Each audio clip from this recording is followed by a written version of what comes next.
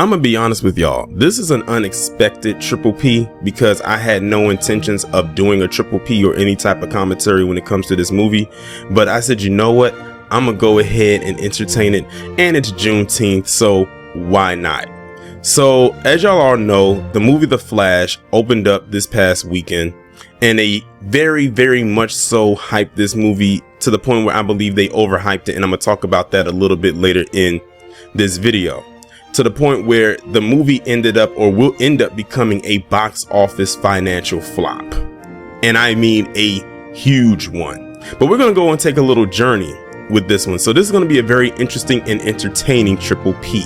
Probably one of my most entertaining ones, to be quite honest. So here is a screenshot from Deadline that was posted June 16, 2023. And I'm recording this June 18, 2023. So this is 2 days ago. And it reads, The Flash dashing to a $72 million plus 4-day opening box office update. What they basically have done, the reason why it says 4 days is because they're counting Friday, Saturday, Sunday, Monday. So you have, your standard Friday and Saturday. Sunday will be considered a holiday because it's Father's Day. And then now that they made Juneteenth a federal holiday, they include that one in there as well. So I'm going to go ahead and read what it says.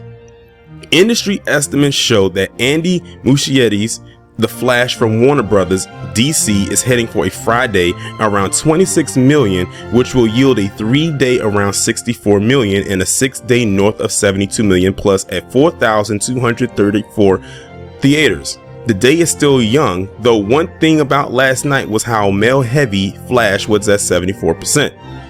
To some degree, these figures are not surprising, as this is where the box office openings of deep universe superhero movies live when they're starting off a franchise. Second place at 4,035 is Disney Pixar's Elemental with 11 million today, a 3-day of 33 million, and a 4-day of 36 million. Yikes. Let's hope it gets better. The good news is that holdovers remain very strong to the point where 6 films alone right now are amounting to 168 million for the weekend, or 184.4 million over the 4-day Juneteenth holiday. Sony's animation Spider-Man Across the Spider-Verse, booked at 3,873 theaters, is looking at a 8.4 million third Friday, 28.9 million third weekend overall. Negative 48% 4-day of 34.3 million and running total of 286.8 million by Monday, which is a 14% ahead of the first Tom Holland movie, Spider-Man Homecoming, at the same point in time. Paramount Skydance Hasbro's Transformers Rise of the Beast at 3,680 is seeing a second Friday of 5.5 million, 3-day 20.5 million, 4-day of 23.5 million and running total of 11 days of 104.1 million, 8% of ahead of 2017 Transformers The Last Night over the same period. That pick ending in US Canada run at 131.1 million. Disney's The Little Mermaid at 3,480 theaters is eyeing a fourth Friday of 4 million, a 3-day of 13.1 million, 4-day of 15.3 million, and a running total by Monday of 257.2 million. Lionsgate The Blackening at 1,775 theaters per industry estimates is eyeing a 2.3 million today, as it took in 900,000 by previews, 5.5 million 3-day and 6.3 over the 4 days. The pick has a critical score of 84% certified fresh on Rotten Tomatoes and an 81% audience score. I want y'all to keep that in mind as we go forward with this. That's better than expected and 300k shy of what Sony's Venom did back in previews in 2018. That pick got slaughtered on Rotten Tomatoes with a 30% critic score, but better its outlook with an $80 million opening. The Flash could very well be following that box office trajectory this weekend. Venom's $10 million previews rep 31% of its 32.5 million. Friday previews with a 19% ease on Saturday of 26.3 million, then and 21.3 million on Sunday. Early audience post-track exits the ComScore screen engine for The Flash, which has a running time of 2 hours and 24 minutes, shows 4 stars for general audience and a 60% recommended and 3.5 for kids under and 12 and 57% recommend. Remember, Thursday night always has better skewed exits due to fans. The Flash among general audience pulled in 47% guys over 25, 29% guys under 25, 17% women over 25, and 7% women under 25. Diversity demos were 35% Caucasian, Hispanic, and Latino, and 32% who gave the Andy Muschietti directed movie its best grade at 87%. Black at 20% and Asian at 9%. Boys under 12 showed up at 78%. Other DC picks that The Flash beats preview-wise: Birds of Prey, James Gunn's The Suicide Squad, The Watchmen, and Green Lantern. Warner Brothers DC's The Flash per box office sources is playing like a deeper universe superhero movie with around 9 million in Thursday night previews, which began at 3 p.m. While the pick's critical score on Rotten Tomatoes has fallen to 67% from 71% fresh, audiences are enjoying it more at 88%, and that is a good sign. They say that now, but watch the next article I eventually bring up. Already tonight, Warner Brothers is celebrating before The Flash's final Monday's grosses. DC co-chief James Gunn and Peter Safran christened Flash director Andy Muschietti the official helmer of their future Batman reboot, The Brave and the Bold, while Warner Brothers Motion Picture Group and Television inked a multi-year pact with the Argentinian filmmaker and his sister producer Barbara Muschietti. The weekend outlook for Flash is between 70 to 75 million. However, if it emulates the gross patterns of Doctor Strange and Venom, with tonight repping around 30% of its complete Friday previews, then the Muschietti's DC superhero could find itself way into the 80 million plus neighborhood. Venom opened to 80.2 million in US Canada, while Doctor Strange did 85 million. And there's some way more stuff in there, but I was kind of reading around because I wanted to focus on major points right there. Now what I'm going to do is pull up the article that was posted on Deadline yesterday. Now this headline reads a whole lot different than the one that I just left from, the article that I just left from, and I believe the article's author is the same person. It says The Flash loses speed with a 60 million 3-day opening. Here is why. Now this is the critical part right here. Now keep in mind, they said that this was projected to make a 72 million plus. It's only going to make 60 million. That's about 12 million short of what they projected it to make. Let's go into this. There are a lot of lessons to be learned this weekend, but chief among them is what it's like for a major motion picture studio to open a movie with a largely number of its cast, primarily its main star, not available to do press. That's the big looming question which has been on everyone's minds in the wake of Ezra Miller's tabloid-laden 2020 to 2022 in regard to Warner Brothers DC $200 million film, The Flash, which isn't looking good with a 3-day around 60 million, off from the 70 to 75 million the studio was expecting. The studio is still expecting the Juneteenth holiday to deliver and get the film to 70 million, I doubt it, over 4 days at 4,234 theaters. If that's the case, that's the first time the federal holiday, which has not proven itself to be a big movie-going day yet, has yielded a daily gross for a movie north of $10 million. Last year, Universal's Jurassic World Dominion made only 8.6 million on the Juneteenth Monday holiday. The Pig did 24.5 million yesterday, which includes Thursday previews. Other studios see figures lower. Given the 9.7 million previews last night at a glance, it looked like The Flash had the potential to over-deliver and beat its weekend estimates, and that's looking less likely now. Should the movie have gone straight to Warner's streaming service Max? Absolutely not. They need to make as much money as they can, and that's through Windows. With a SAG-AFTRA strike authorization in place, should talks go sideways and actors not permitted to do press in those situations, the studio, streamers, etc.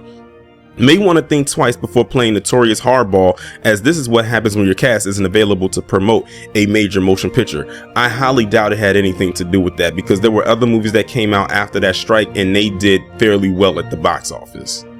This so far is probably the weakest one. I mean, based on the budget that the movie used by its standards. So I can't qualify that. Look at how many movies came out after that strike. You had Fast X, because the strike went into effect May 1st. You had Fast X, you had The Little Mermaid, you had The Boogeyman, you had Across the Spider-Verse, which did phenomenal, and Transformers Rise of the Beast. all of those will fall into that category. So this is, in my opinion, no excuse. Already San Diego Comic-Con is in check with the unavailability of TV series creators. Warner didn't lean on Miller for the Flash's press tour, the star making his first Hollywood appearance post legal troubles at the Monday night premiere of The Flash, which was limited to a red carpet photo call, no video or press interviews except a couple of bloggers. But a majority of the cast weren't available for 360 degrees press, we hear. Know that late night shows going dark during the WGA strike also compounded Warner's roles here.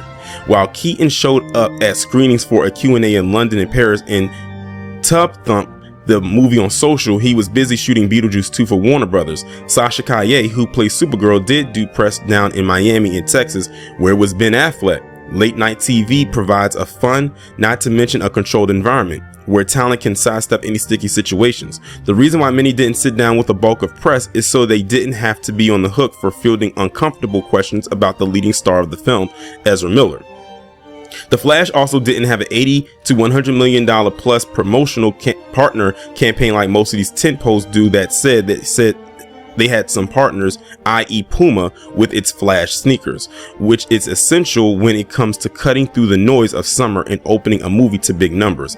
But there's something else going on here with The Flash, billed by co-DC boss James Gunn back in January as probably one of the greatest superhero movies ever made, and that's the moviegoers disagree, giving it a B cinema score and a 77% ComScore Screen Engine post-track X's with a 59% recommend. That buzz coupled with The Flash is very male heavy and not pulling in as many women as Aquaman and Wonder Woman, it is slowing it down.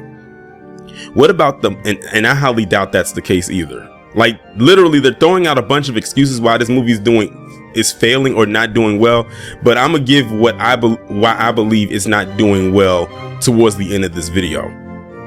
What about the whole multiverse stuff and bringing back Michael Keaton's Batman? To the average Joe moviegoer, what The Flash is at the end of the day is a movie about a deeper universe DC character, and that's The Flash. Going deep universe on a superhero comes with the risk of posting less than $100 million plus openings, and yes, franchises have to start somewhere, i.e. Thor and Captain America. The first Avenger made $65 million and Thor made $65.7 million.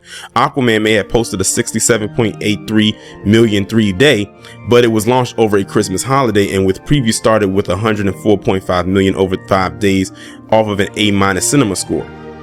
However, you'll notice heading into the weekend that Warner Brothers DC didn't announce Flash 2 with filmmaker Andy Muschietti. Rather, they announced that he is set to direct Gunn and co-DC boss Peter Safran's new Batman Brave and the Bold.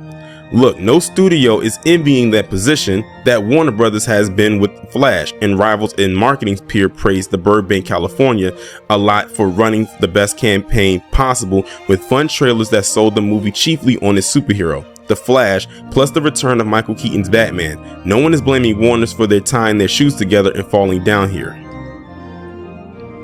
It's some more and more fluff parts in there. What I'll do is, if y'all want to read the rest of that, because it's pretty lengthy and I don't want to go way into it, I just want to get to the meat of it.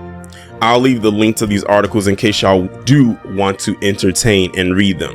But I'm gonna show y'all some other things as well before I get into my reasoning as to why I believe this movie is not doing well. And this is based off of people who I've seen review it, and I've noticed a common theme with those who have seen it, and these are unbiased reviews, by the way.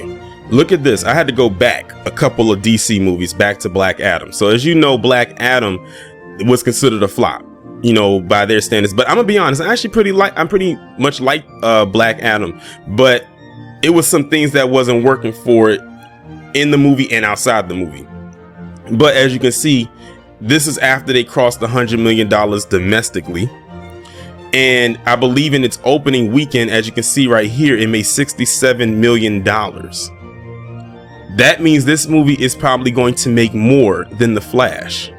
Or The Flash is going to come close to it, tie it, or slightly go over it. But I don't think it's going to touch that $70 million mark, considering it's sitting at $60 million right now. I doubt it's going to make that. I don't think it's going to reach that projected $75 million that they have. Like, that's going to be tough to bring in an additional $15 million on top of the lackluster that they have right now. And people were saying, you mean to tell me that this movie is doing worse than Black Adam. Yes, that is exactly what they're saying. Furthermore, I wanted to add in about, The Little Mermaid. And I keep bringing this up because they gave this movie a hard time, and we know why. I don't have to go and rehash it. But this is their number so far. Now, mind you, this movie came out May 26th. For some, it was an early screening for May 24th. But this is how it's doing so far. Domestically, it's currently sitting at $245,659,129. Internationally, it's made $185,658,710. Worldwide total, $431,317,839. Now, what's interesting is that look at the opening weekend. Opening weekend, the movie made $95,578,040. This movie made more in its opening weekend, and it did have a Memorial Day weekend there, so literally The Flash and The Little Mermaid fall in the same spectrum of having a 4-day weekend, with it being a holiday weekend. And this movie made more, almost $100 million in its opening weekend, whereas The Flash is struggling to get to its projected opening of only $75 million. Now, I gotta ask this question. If this movie, by those troll standards, is a flop, then what the hell would you call The Flash? That's what I'd like to know. And I think The Little Mermaid cost about $50 million more to make, because I think they said The Flash cost about $200 million, and The Little Mermaid, I believe, cost $250 million. I think they're projecting that The Little Mermaid is probably going to cross that $500 million mark, or a little bit more over it, before it gets pulled out of theaters and goes to Disney Plus, because I believe they still have some time, because it's a 45-day window and it hasn't been 30 days yet. And I was looking at their tracking, and it actually, as the weeks continued to go on and on, the movie was still making good, decent amount of money, even days and weeks after the movie came out. It was even one weekend where it was low, and then the next day it went really, really high. So it fluctuated. But like I said, if this is considered a flop, then what would you call The Flash? Like, honestly, I would really like to know. So now we get to the part where I'd say where I believe why this movie is not doing well. The first is the obvious. This dude right here. I told people a couple years ago I was not going to see this movie because of his antics and the fact that they keep letting him slide on by. And the thing is, I wanted to see The Flash before all of his antics kicked in. I actually wanted to see it. And I'm gonna be honest, the previews, or the trailers, I should say, I've seen all the trailers they released for this movie, which was like 3 of them. All 3 of those trailers were nice. They were nicely cut, promoted trailers. The music, it made you amped up to want to go see the movie, and that's what they delivered. Complete mid. And I've seen this from everybody. I heard this from everybody, which leads me into my next thing. Everyone that I've seen review this movie, who I deem as a reliable source of movie reviewers, has said it was extremely overhyped. I consistently heard how overhyped this movie was. Over and over again. They was like, when they kept saying, oh, it's going to be the best superhero movie ever, it's going to be the best comic book I was like, really? So we're going to sit here and pretend like Captain America Winter Soldier doesn't exist? We're going to sit here and pretend like Civil War doesn't exist? We're going to sit here and pretend like Black Panther doesn't exist, or Infinity War and Endgame? We're going to sit and pretend like those movies do not exist? And I know I'm leaning in on, Marvel, but I'll throw out some DC movies that were pretty good. Aquaman, the first Wonder Woman, even Joker, and that's not even a part of their universe. And that movie made $1 billion.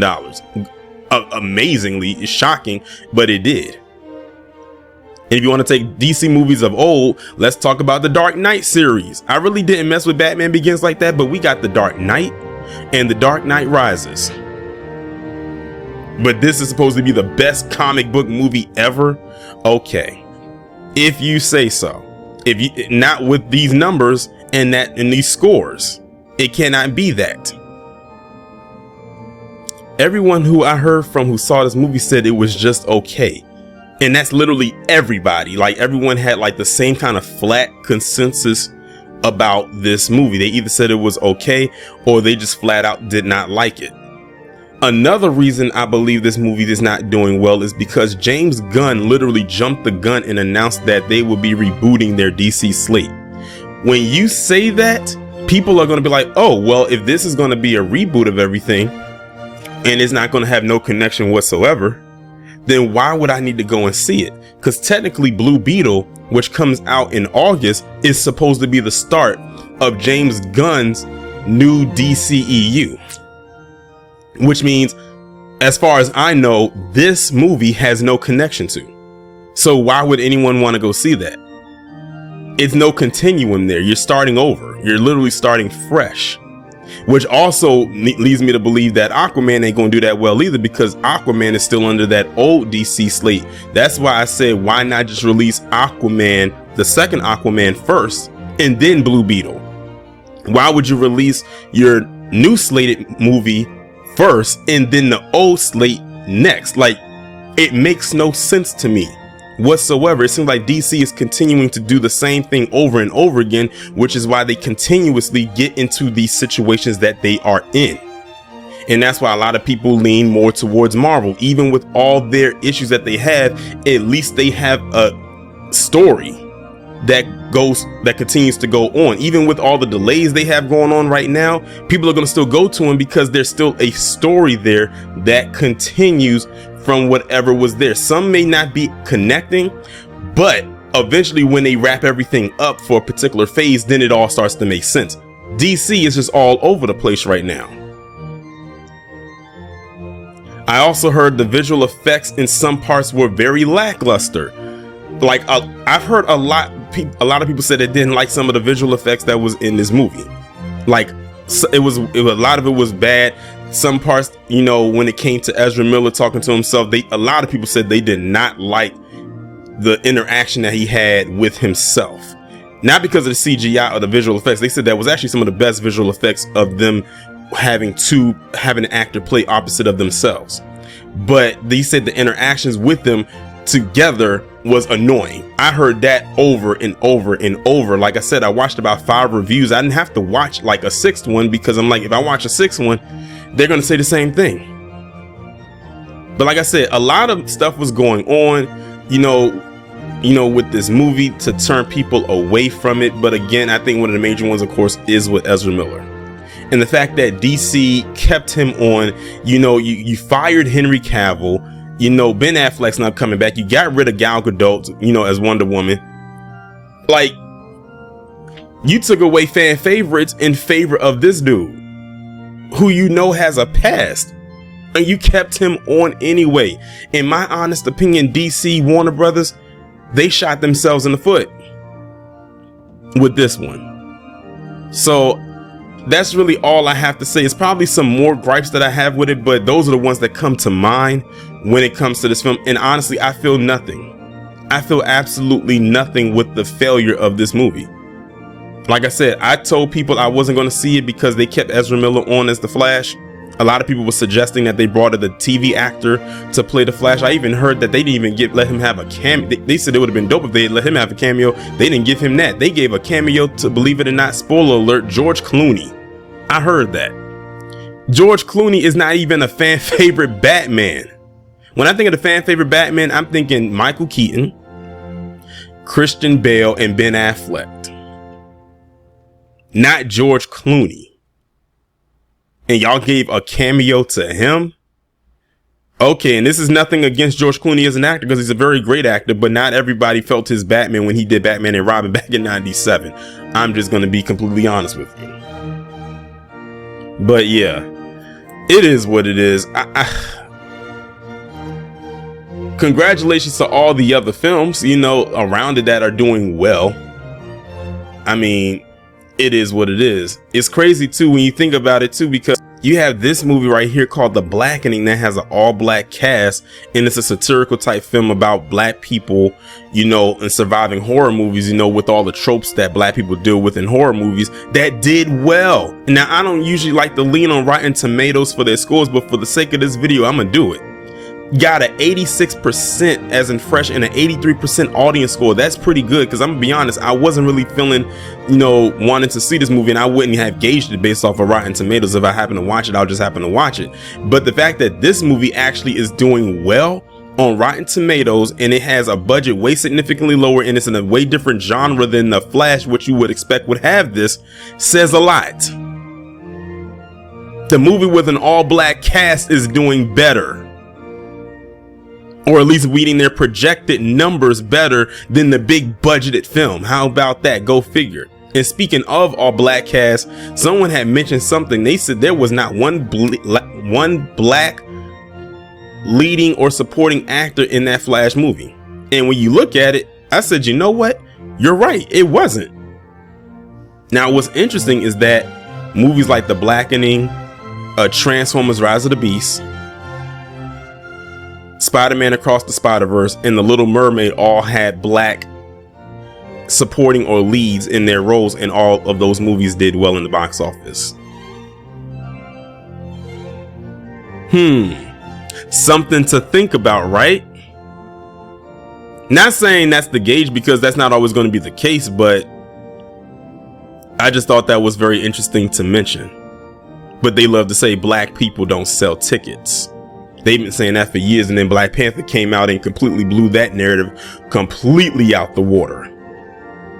But I think it probably was way before that, but they needed Black Panther to be that benchmark. I guess. But that's pretty much all I have to say as pertains to this. Happy Juneteenth. I had to bring y'all a doubleheader today as far as it comes to Triple P, because it's Juneteenth, and I had to give y'all something a little bit extra. So that being said, enjoy the rest of your day. And we're going to end it off with this.